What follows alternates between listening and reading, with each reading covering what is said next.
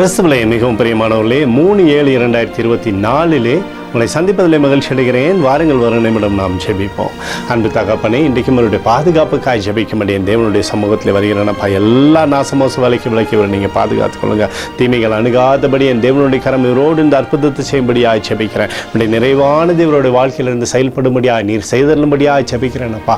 உடைய அன்பின் பிரசனம் இவரோடு இருந்து செயல்பட்டோமப்பா. நிறைவான தேவனுடைய வாழ்க்கையில் இருக்கட்டும்.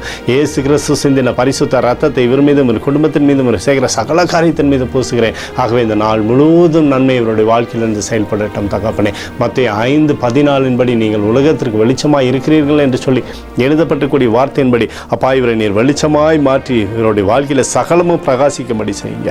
இயேசுவின் நாமத்திலே ஒப்புக்கொடு ஜெபிக்கிறேன் நல்ல பிதாவே, ஆமேன். பிரியமான ஜெப பங்காளரே, ஒரு நிமிடம் நம்ம இந்திய தேசத்திற்காகவும் ஜெபிப்போம். அன்பு தகப்பனே, 3/7/2024 தேசத்திற்காக ஜெபிக்கும்படியாய் நம்முடைய சமூகத்தில் வருகிறேனப்பா. தேசத்தை நம்முடைய நன்மையினாலே நீர் திருப்தியாக்கும்படியாய் ஜெபிக்கிறோம். நம்முடைய கிருபையானது தேசத்தில் இருக்கட்டும். இந்திய தேசத்தின் மீது என் தேவனுடைய ஆளுகை இருக்கட்டும் அப்பா.